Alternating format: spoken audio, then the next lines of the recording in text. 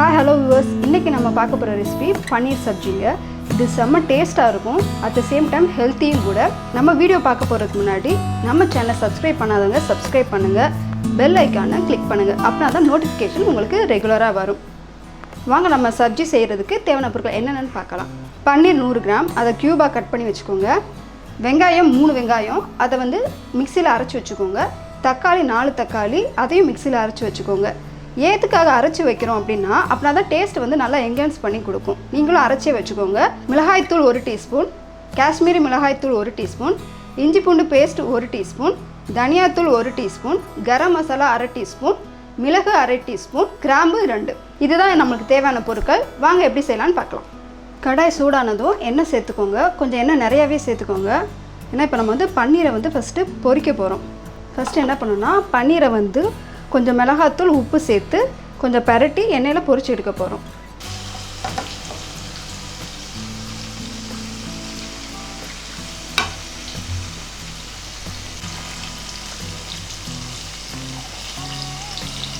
பன்னீரை நம்ம ஏன் பொரிக்கிறோன்னா கொஞ்சம் க்ரன்ச்சியாக நல்லாயிருக்கும் டேஸ்ட்டு. அதுக்காக தான் நம்ம வந்து பன்னீரை பொரிச்சு எடுக்கிறோம். இப்போ நம்ம பன்னீர் எல்லாத்தையுமே பொரிச்சு எடுத்தாச்சு. இப்போ அதே எண்ணெயிலேயே மிளகும் கிராம்பும் நம்ம வந்து தாளிச்சிருவோம். இப்போ நம்ம வெங்காயம் சேர்த்து நல்லா வதக்கிக்கலாம்.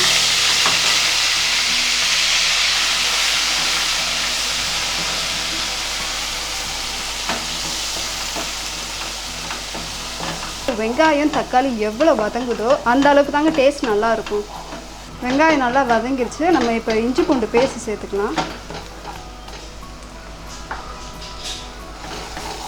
இஞ்சி பூண்டு பேஸ்ட்டோட பச்சை வாசனை போகிற வரைக்கும் நல்லா வதக்கிக்கோங்க. வதக்கிட்டு நம்ம தக்காளி சேர்த்து தக்காளியும் நல்லா வதக்கணும்.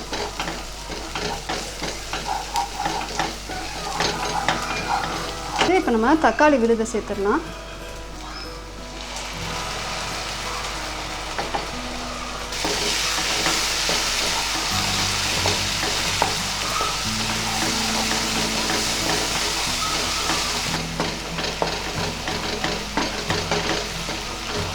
தக்காளி நல்லா வதங்கிருச்சு. இப்போ வந்து நம்ம ஸ்பைசஸ் பொடி எல்லாத்தையுமே நம்ம இப்போ சேர்த்துடலாம்.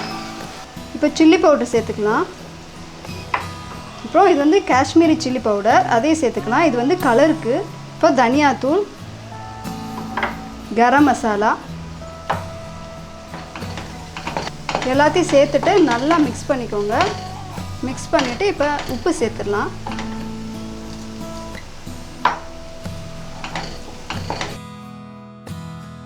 இந்த கலருக்காக தான் நம்ம வந்து காஷ்மீரி சில்லி பவுடர் சேர்க்குறோம். நல்லா ரெட்டிஷாக இருக்குது பாருங்கள். உங்களுக்கு இப்போ ட்ரையாக வேணும்னா இப்போ பன்னீரை சேர்த்து இந்த மசாலாம் பன்னீரில் படுற வரைக்கும் வேக வச்சுட்டு எடுத்துக்கோங்க. இல்லை செமி கிரேவியாக வேணும்னா கொஞ்சம் தண்ணி சேர்த்துக்கோங்க. எனக்கு இன்றைக்கி வந்து செமி கிரேவியாக தான் வேணும். அதனால் நான் கொஞ்சம் இப்போ தண்ணி சேர்த்துக்க போகிறேன்.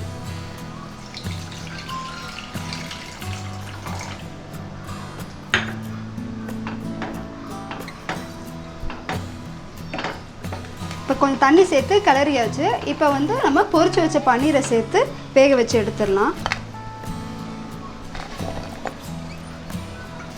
பன்னீரை நம்ம ஏற்கனவே வந்து ஃப்ரை பண்ணிட்டோம். அதனால் ரொம்ப நேரம் வேகணும்னு அவசியம் இல்லை. இந்த மசால் மட்டும் பன்னீரில் சேரணும், அவ்வளோதான். அந்தளவுக்கு அடுப்பு வச்சுருந்தாவே போதும். எடுத்துடலாம்.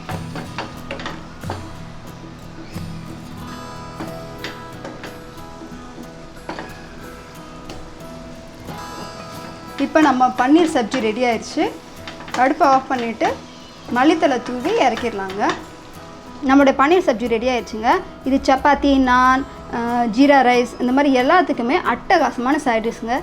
மறக்காமல் நம்ம சேனலை சப்ஸ்கிரைப் பண்ணுங்கள், லைக் பண்ணுங்கள், கமெண்ட் பண்ணுங்கள். இது மாதிரி வேறு ஒரு ரெசிப்பியில் உங்களை சந்திக்கிறேன். தேங்க்யூ.